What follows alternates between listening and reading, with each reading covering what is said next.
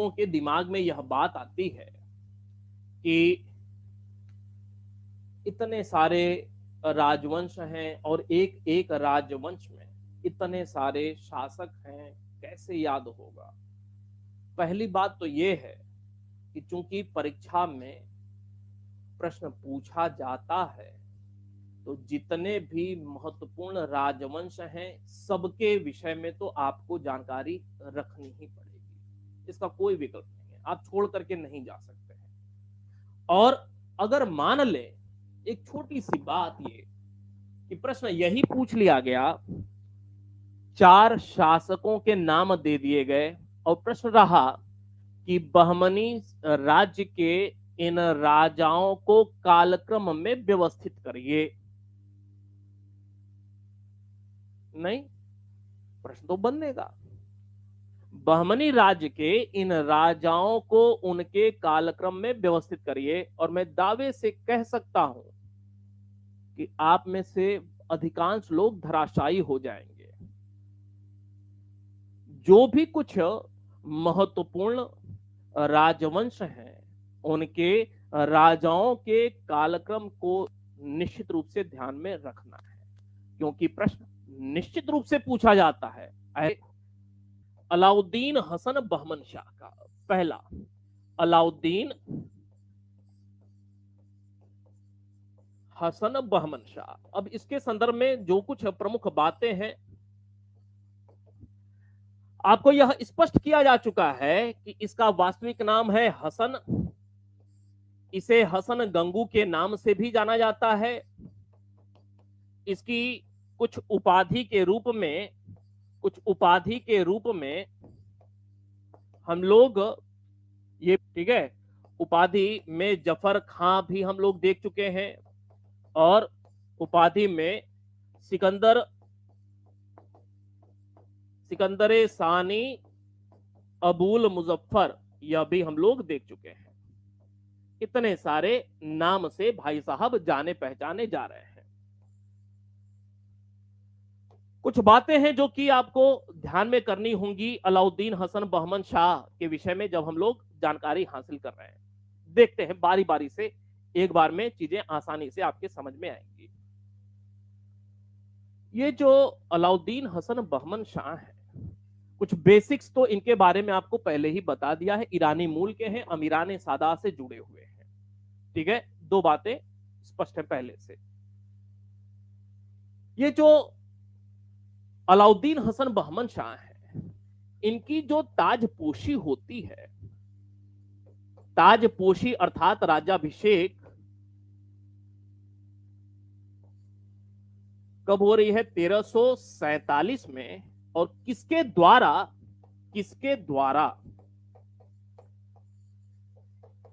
तो मेरे भाई, इनके गुरु का नाम है, एक सूफी संत है, कभी भी प्रश्न नहीं पूछा हुआ है, सूफी संत हैं, गुरु हैं इनके सिराजुद्दीन। कौन?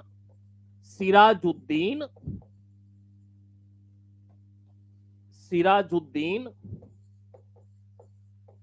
जुनैदी के द्वारा।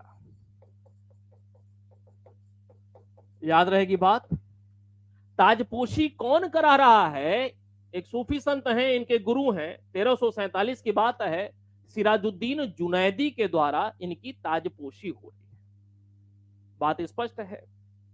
ताजपोशी कहां पर हो रही है? विद्रोह जहां पर हो रहा है, ठीक है। फिर उसके बाद क्या होता है, इन्होंने क्या किया?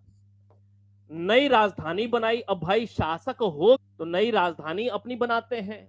बहमनी साम्राज्य की राज्य की स्थापना हो चुकी है, संस्थापक भाई साहब निकल करके आ गए हैं, तो अब अपने राज्य की राजधानी भी बनाएंगे। कहां पे बनाते हैं? गुलबर्गा में। कहां पे? गुलबर्गा में। और गुलबर्गा, क्योंकि यह नाम पहले से चला आ रहा है, गुलबर्गा नाम पहले से चला आ रहा है, इन्होंने क्या किया? गुलबर्गा का नया नाम कर दिया। नाम परिवर्तन, नाम बदल कर क्या कर दिया? पहले ही बता दिया, अहसनाबाद कर दिया। अहसनाबाद कर दिया। शासक बन गए अलाउद्दीन हसन बहमन शाह, लेकिन वास्तव में बड़े ही काबिल किस्म के व्यक्ति रहे, बड़े ही उदार हृदय वाले व्यक्ति रहे, बड़े ही अच्छे शासक के रूप में जाने जाने वाले व्यक्ति रहे। कैसे भाई? कोई व्यक्ति अपने कर्मों के द्वारा, अपने क्रियाकलापों के द्वारा, अपने किए गए कृत कार्यों के द्वारा ही समाज में अपनी पहचान बनाता है। इनके द्वारा जो कुछ एक शासक के रूप में किया जा रहा है, समझिएगा, कार्यों पे बात करते हैं। मध्यकाल में यह प्रथम सुल्तान था, यह प्रथम शासक था जिसने जजिया कर नहीं वसूलने का आदेश दिया था, नहीं वसूलने का आदेश पारित किया था, आदेश दिया। कितनी बड़ी बात है, और यह प्रश्न कई बार पूछा जा चुका है। मध्यकाल में पहला राजा है, पहला शासक है, पहला इस्लामी जगत का शासक है मध्यकाल में भारत में, जिसने जजिया कर वसूल करने से मना कर दिया। दूसरी बात, कुछ लोक कल्याणी कार्य भी यह कर रहे हैं। इन्होंने कहा कि यह पहाड़ी क्षेत्र है, यह जो गुलबर्गा, देवगिरी, बीदर, बरार वाला एरिया है, यह कैसा क्षेत्र है? तो यह पर्वतीय पहाड़ी क्षेत्र है, और बड़े ही मुश्किल से किसान कृषि उपज कर पाता है, और जो कुछ कर पाता है वह उसके जीवन निर्वाह के लिए ही सिर्फ पर्याप्त होता है, अर्थात किसी और को दे पाना उसके लिए आसान नहीं होता है। यही कारण है, इसी सोच के साथ इसने क्या किया? कृषि उपज पर करों को मुक्त कर दिया, अर्थात कृषि उपज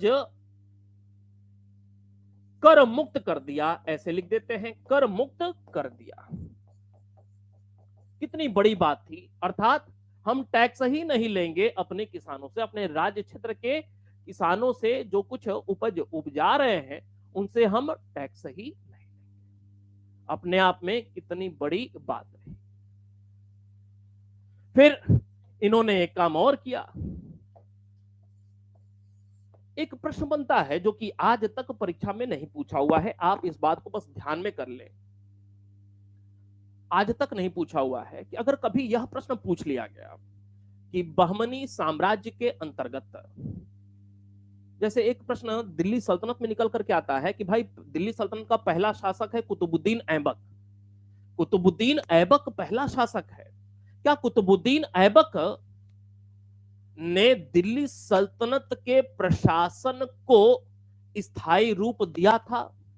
क्या कुतुबुद्दीन ऐबक की कोई प्रमुख भूमिका रही, कोई भूमिका रही दिल्ली सल्तनत के प्रशासन का निर्माण करने में? उत्तर है नहीं, टाइम ही नहीं मिल पाया उसको। भाई 1206 में शासक बना, 1210 में मर जा रहा है, उसको टाइम ही नहीं मिल पाया कि दिल्ली सल्तनत की जो भी क्षेत्र है ना, कुछ प्रशासन का गठन वह कर सके, एक मजबूत प्रशासन की नींव रख सके। इसके लिए उत्तर होता इल्तुतमिश। प्रशासनिक सुदृढ़ीकरण का सबसे पहला काम दिल्ली सल्तनत में किया किसने? आप कहेंगे इल्तुतमिश ने।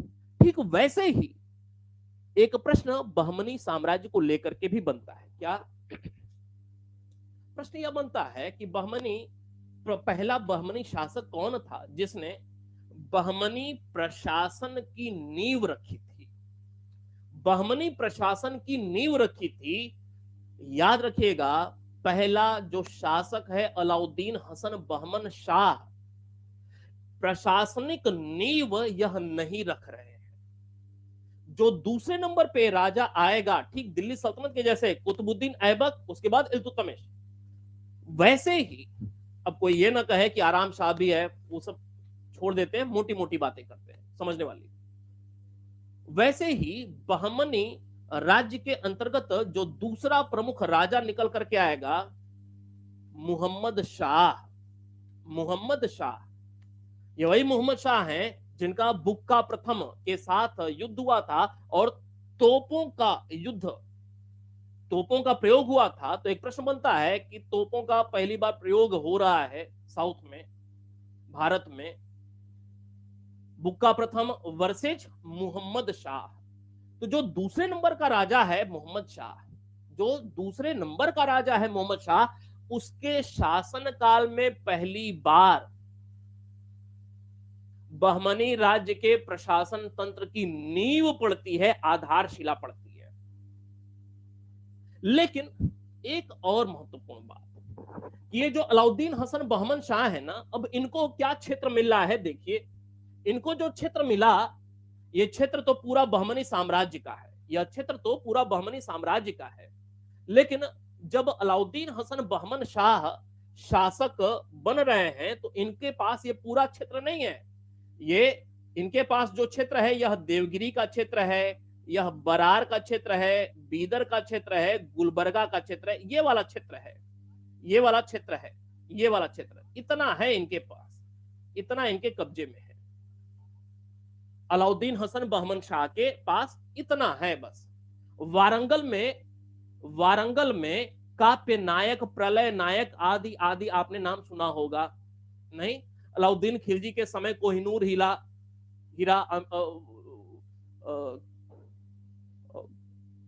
क्या नाम था उसका, प्रलय नायक, प्रताप रुद्रदेव। उसके बाद नायक वंश के अंतर्गत इस दौर में वारंगल क्षेत्र अभी इनके कब्जे में नहीं है, वहां पे नायक वंश के अंतर्गत काप्य नायक का शासन है।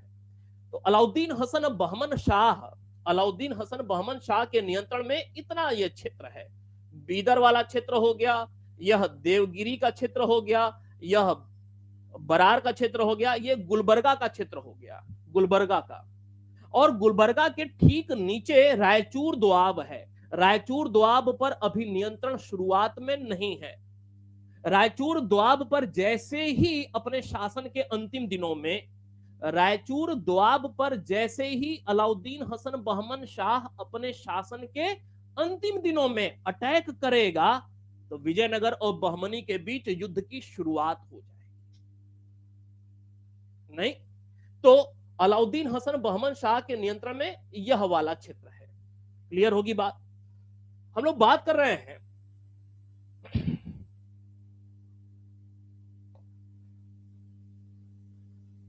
कि ये जो अलाउद्दीन हसन बहमन शाह हैं, अलाउद्दीन हसन बहमन शाह ने भले ही प्रशासन तंत्र की नींव नहीं रखी, नहीं समय मिल पाया, लेकिन एक काम यह अवश्य किया, क्या कि अपने राज्य को, अपने साम्राज्य को या राज्य को 4 प्रांत में, इसीलिए कुछ लोग कहीं कंफ्यूजन में न हो जाएं, प्रांत का मतलब तो राज्य ही होता है, हटा ही देते हैं, कुछ लोगों पे भरोसा नहीं रहता है। अपने साम्राज्य को 4 प्रांत में बांट दिया, 4 प्रांत में, प्रश्न पूछा हुआ है, में बांट दिया। इतना काम अवश्य किया, लेकिन प्रशासन तंत्र की नींव नहीं रख पाया था। प्रशासन तंत्र की नींव या सुदृढ़ आधार देने का कार्य मोहम्मद शाह प्रथम के द्वारा किया गया था, जो कि इसके बाद का शासक है। अब 4 प्रांत कौन से हैं? तो 4 प्रांत हैं बीदर के ऊपर बरार। अब क्षेत्र इनका ये वाला था और पड़ोस में, समझिएगा, पड़ोस में ये वारंगल का क्षेत्र है, पड़ोस में ये वारंगल का क्षेत्र है। जब अलाउद्दीन हसन बहमन शाह के नियंत्रण में ये वाला एरिया है, आपको पहले ही स्पष्ट कर दिया, लेकिन पड़ोस में वारंगल का क्षेत्र है। निश्चित रूप से इनकी इच्छा होगी कि थोड़ा सा और राज्य विस्तार कर